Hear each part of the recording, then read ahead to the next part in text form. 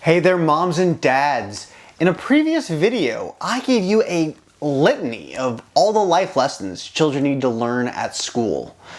If you missed that one, go check it out. I'll leave a link up here and in the description down below.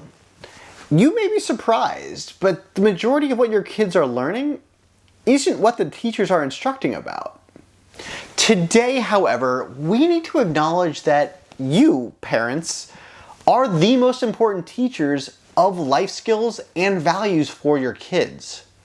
So many of the skills developed at school start in the home and need to be practiced there before they'll be emulated elsewhere. Some of the laments that teachers will tell psychologists is that many parents are not involved in their children's education. It feels to these educators that certain parents abdicate their responsibilities and place them firmly on the shoulders of the teachers. So what is the message that sends to these children? It tells them that their parents do not value education, nor do they feel they have to participate in the process. This attitude is farthest from the truth because the examples that we set and the messages that we send to our children have more influence on their development than any other person that's going to come into their lives, be it an adult or their peers. The first way in which we influence our children's learning is to value education. Of course, we all want our children to do well in school, but it is the verbal and nonverbal messages that we send, as well as the examples that we set, that will communicate the importance of education to our children.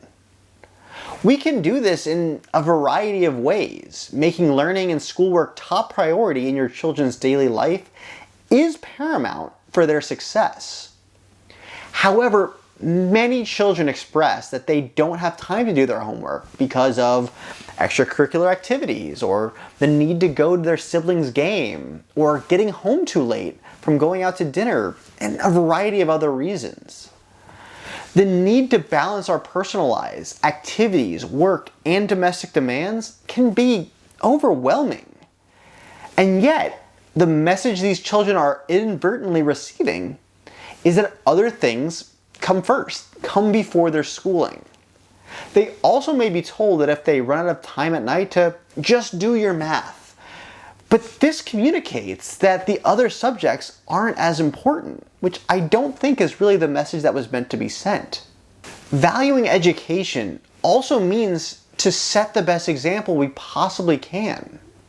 So read to your kids, and read for pleasure, to instill a love of reading in them. Limiting TV and electronics forces your children to find other, more productive ways to spend their time, particularly on school nights. For TV or video games or cell phones, total restriction on school days can work particularly well so that they're not rushing through their homework in order to watch their shows or play their games. Or limiting use of these devices to after homework is completed and checked can provide motivation for them to get their assignments done, as well as do them neatly and correctly the first time, so that they don't have to go back and do them again. Setting a bedtime to ensure your child gets enough sleep is extremely important. Too many children are arriving at school tired, reporting going to bed late, being bothered by a sibling, waking up frequently during the night, or having trouble falling asleep. Please be sure to monitor your child's pre-bedtime activities and make sure that they're not too stimulating and preventing them from going to bed. I recommend a wind down time, as this works best prior to their nighttime routine. Also, make sure that they're not up and watching TV or on their phones at 2 a.m. Finally, pay attention to their sleep patterns and make sure that they're getting a good night's sleep and not showing signs of restlessness, snoring, or nightmares. While we all have some nights that are tougher than others, should this pattern persist, or after getting a full night's sleep, you find your children continually waking up tired, you may want to discuss this with your pediatrician. One final note of advice to think about. Please do not inadvertently communicate to your child that it is okay not to be good at math or any other subject, simply because you weren't either. It's of course fine to discuss your academic weaknesses, we all have them, but then discuss how that has impacted you and what steps you can take to help your child overcome their difficulty. The same holds true for those of you who did not have the opportunity to graduate from high school or attend college. Children will take these occurrences and interpret them as unspoken permission to do the same. Discussing the reasons your education was ended prematurely and how that impacted your life can help your children learn from your experiences or decisions.